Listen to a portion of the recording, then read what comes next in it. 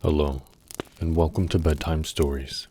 My name is Frank Padour, and I'll be reading to you a Grimm Brothers fairy tale entitled The Widow's Two Daughters. A widow who lived in a cottage at some little distance from the village had two daughters, one of whom was beautiful and industrious, the other idle and ugly.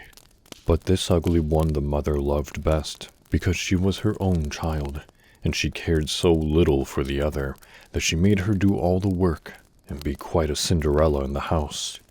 Poor maiden, she was obliged to go every day and seat herself by the side of a well, which stood in the broad high road, and here she had to sit and spin till her fingers bled. One day, when the spindle was so covered with blood that she could not use it, she rose and dipped it in the water of the well to wash it. While she was doing so, it slipped from her hand and fell to the bottom. In terror and tears, she ran and told her stepmother what had happened. The woman scolded her in the most violent manner, and was so merciless that she said, "As you have let the spindle fall into the water, you may go in and fetch it out, for I will not buy another." Then the maiden went back to the well, and hardly knowing what she was about in her distress of mind, threw herself into the water to fetch the spindle. At first, she lost all consciousness, but presently, as her senses returned, she found herself in a beautiful meadow, on which the sun was brightly shining and thousands of flowers grew.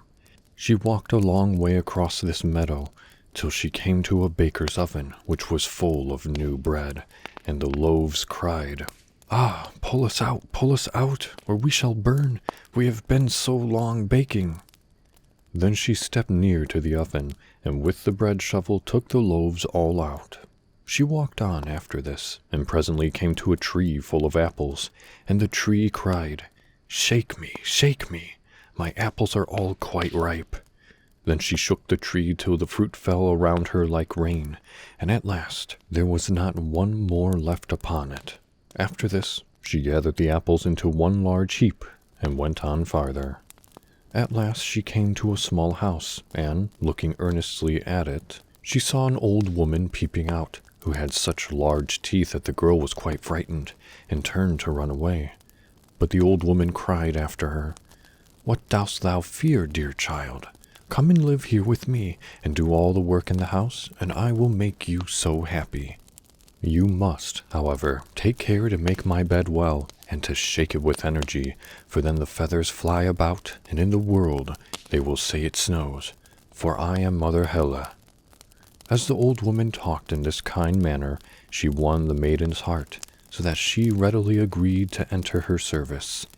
She was very anxious to keep friendly with her, and took care to shake up the bed well so that the feathers might fly down like snowflakes. Therefore, she had a very happy life with Mother Helle. She had plenty to eat and drink and never heard any angry word. But after she had stayed a long time with the kind old woman, she began to feel sad, and could not explain to herself why, till at last she discovered that she was homesick, and it seemed to her 1,000 times better to go home than to stay with Mother Helle, although she made her so happy. And the longing to go home grew so strong that at last she was obliged to speak. "Dear Mother Helle," she said, "you have been very kind to me, but I have such sorrow in my heart that I cannot stay here any longer. I must return to my own people." "Then," said Mother Helle, "I am pleased to hear that you are longing to go home, and as you have served me so well and truly, I will show you the way myself." So she took her by the hand, and led her to a broad gateway. The gate was open, and as the young girl passed through, there fell upon her a shower of gold, which clung to her dress and remained hanging to it, so that she was bedecked with gold from head to foot. "That is your reward for having been so industrious." And as the old woman spoke, she placed in her hand a spindle which had fallen into the well. Then the great gate was closed, and the maiden found herself once more in the world, and not far from her stepmother's house. As she entered the farmyard, a cock perched on the wall crowed loudly, and cried, "Kikeriki, our golden lady is come home, I see." Then she went to her mother, and because she was so bedecked with gold, both the mother and sister welcomed her kindly. The maiden related all that had happened to her, and when the mother heard how much wealth had been gained by her stepdaughter, she was anxious that her own ugly and idle daughter should try her fortune in the same way.